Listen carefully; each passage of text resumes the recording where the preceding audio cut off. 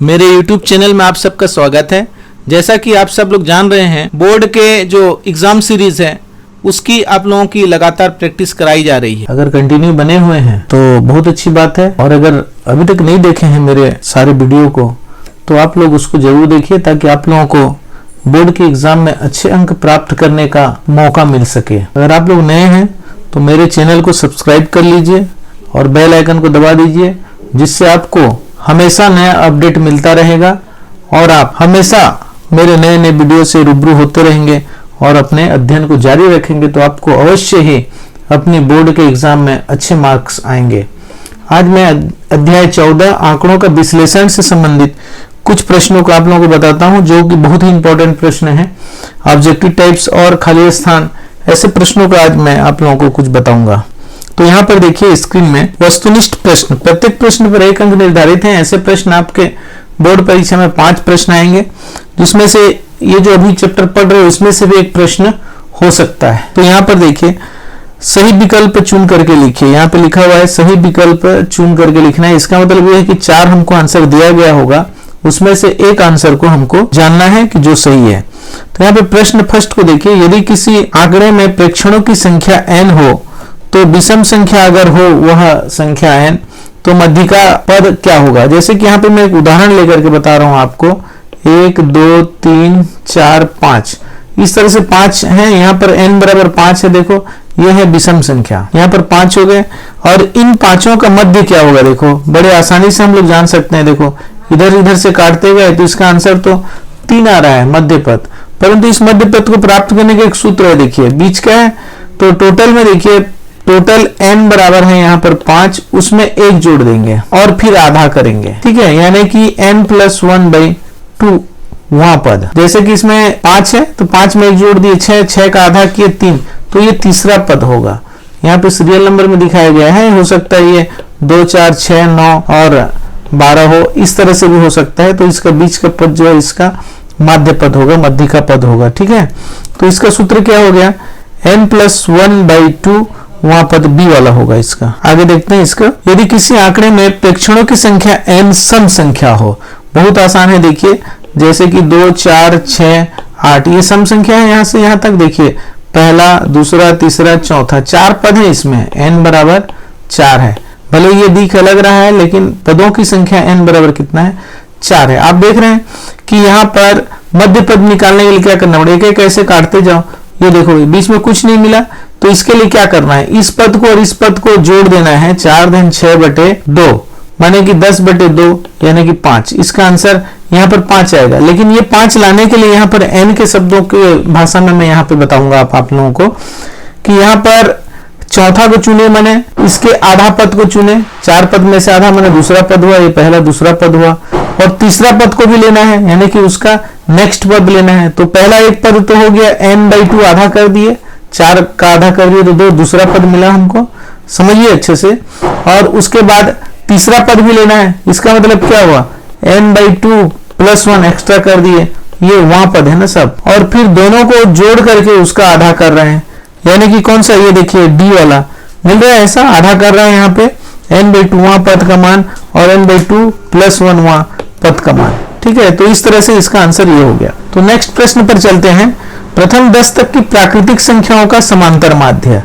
यहाँ पर क्या है, 10 तो प्राकृतिक संख्याएं हैं, उनका समांतर माध्य ज्ञात करना है, यानी कि एवरेज, ठीक है, औसत ही इसका समांतर माध्य होता है।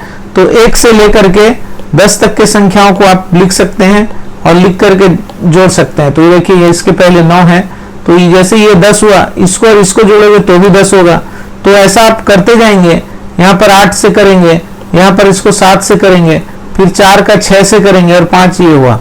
तो ये कुल मिलाकर के कितना हुआ, 10 × 5 = 50 और 5 = 55 हुआ, और उसको 10 से भाग देंगे तो 5.5 आना चाहिए। देखिए यहाँ पे कुछ मिस्टेक बस हो सकता है, यहाँ पे दशमलव का चिन्ह हम लोगों को न दिखाया जाता हो, इसको 5.5 ही मानेंगे और इसका आंसर को इसको ले लेते हैं। अगर वार्षिक परीक्षा में इस तरह से मिस्टेक आएगा तो उसके लिए आप लोगों को बोनस अंक मिलता है, उसके लिए आप निश्चिंत रहिए। अगर इस तरह से आता है त्रुटि तो उसमें बोनस अंक मिलता है, तो त्रुटि वाले प्रश्नों को बिल्कुल मत छोड़िए, उसको जरूर बनाइए। ठीक है, आगे देखते हैं। व्यक्तिगत श्रेणी के माध्य की गणना हेतु सूत्र कौन सा है? अभी जो बनाए ना हम लोग 1 से 10 तक के लिए सबको जोड़े और 10 से भाग दिए, संख्या 10 होने की वजह से, तो यहाँ पे वही हो गया समेशन ऑफ x, यानी कि 1 2 3 4 जो दिया गया था, ये इसका समेशन निकालेंगे, हमने योग निकालेंगे, ये योग का चिन्ह है, समेशन इसको पढ़ते हैं, और नीचे में n 10 है, इसलिए इसका आंसर क्या हो जाएगा? ए वाला होगा। व्यक्तिगत श्रेणी के लिए माध्य की गणना ऐसी करते हैं। अब आते हैं आंकड़ों 25 9 69 34 70 36 90 70 56 70 71 का बहुलक, बहु माने होता है जाता, जो ज्यादा बार उपयोग हुआ है वही हमारा बहुलक होगा। तो यहाँ पर देखिए 70 3 बार उपयोग हुआ है, बाकी सब 3 बार उपयोग है ही नहीं, इसलिए इसका आंसर क्या हो जाएगा? सी बहुलक हो जाएगा। यहाँ पर देखिए समांतर माध्य ज्ञात करना है, यहाँ पर 2 दिया हुआ है, एक ये और एक ये, तो दोनों को जोड़ देंगे और 2 से भाग दे देंगे, सीधी सी बात है। तो क्या हो जाएगा? ये वर्गमूल 2 धन 1 धन वर्गमूल 2 ऋण 1 भागित 2। तो यहाँ पर देखिए धन 1 ऋण 1 कैंसिल हो गया, तो यहाँ पर वर्गमूल 2 और 1 ठो वर्गमूल 2, यानी कि 2 ठो वर्गमूल 2 बटे 2 आता है, इसको काट दिए तो आंसर आ जाता है वर्गमूल 2, इसका आंसर होगा। तो इसका सी इसका आंसर होगा। इस तरह से आपको जानना चाहिए। जैसे मान लो यहाँ पर ए और बी होता, तो ए धन बी बटे 2, इस रूप में भी कभी कभी आप लोगों का ऑब्जेक्टिव प्रश्न आ जाता है। यदि ए और बी है तो उसका समांतर माध्य क्या होगा बोल। आगे देखिए, अब आते हैं थोड़ा सा खाली स्थान वाले प्रश्नों को लेकर के। यहाँ पर देखिए कुछ खाली स्थान के प्रश्न हैं जो आप लोगों को पढ़ करके अच्छे से समझ के बनाना है। आंकड़ों के औसत को सांख्यिकी में क्या कहते हैं? औसत अभी अभी उसका उपयोग किए थे, उसको हम लोग बोलते हैं माध्य, या तो फिर समांतर माध्य भी बोलते हैं। यहाँ पर उपयोग किया गया था पहले, अभी अभी उसी तरह से यह है, तो औसत ये हो गया। खाली स्थान वे मान होते हैं जो प्रेक्षणों में सबसे अधिक बार आया हो। अभी अभी यहाँ पर देखे थे, देखिए मैं आप लोगों को फिर से दिखाता हूँ। यहाँ पर 70 वाला आप देखिए, उदाहरण 5वां को लीजिए, इस पर 70 को देखिए, वहां पे बताया हूँ, है ना। तो इसी तरह से यहाँ पर क्या हो जाएगा? वे मान होते हैं जो प्रेक्षणों में सबसे अधिक बार आया हो, बहुलक कहलाता है। तो यहाँ पे हम लोग क्या लिखेंगे? बहुलक लिखेंगे। अब आते हैं मध्यिका ज्ञात करते समय आंकड़ों को खाली स्थान क्रम में व्यवस्थित किया जाता है। मध्यिका 3 चीज होता है, ध्यान से रखिए, मैं उसको बता रहा हूँ। माध्य और माध्यिका और बहुलक 3 चीज होता है। तो बीच वाला जो है, इसमें मध्यिका जो निकालते हैं, उसमें आंकड़ों को हम लोग क्रम से रखते हैं, उसको घटते या बढ़ते दोनों में से कोई भी एक क्रम में रखते हैं, व्यवस्थित करते हैं, उसके बाद ही हम लोग निकालते हैं। ठीक है। किसी वर्ग का मध्य बिंदु का सूत्र क्या है? मध्य बिंदु का वही अभी अभी बताया था मैं, a धन b बटे 2 ऐसा कर सकते हैं मध्य बिंदु का, वर्ग का। ठीक है। अब वर्ग में क्या होता है? जैसे 0 से 5 होता है, 5 से 10 होता है, तब हम इसका मध्य बिंदु कैसे निकालते हैं? दोनों को योग करते हैं। ये जैसे a हो गया, ये b हो गया, तो क्या करेंगे? 0 धन 5 और बटे 2 माने कि 2.5 2.5, यानी कि क्या हुआ? प्रथम पद और अंतिम पद, यानी कि निम्न सीमा और उच्च सीमा। अगर हम इसकी भाषा में बात करें तो निम्न सीमा और उच्च सीमा बटे 2, यही हुआ। निम्न सीमा 0 और उच्च सीमा 5, 0 और 5 का योग बटे 2 माने 2.5 ऐसा आता है। ठीक है।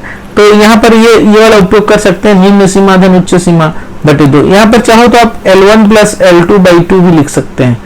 ये L1 और L2 जो होता है हमारे किसी वर्ग का निम्न और उच्च सीमा होता है। ठीक है। तो इस तरह से आप बहुत अच्छे से देखते रहें। आप सब लोगों को बहुत बहुत धन्यवाद, और आपको पसंद आता है तो जरूर लाइक और शेयर कीजिए।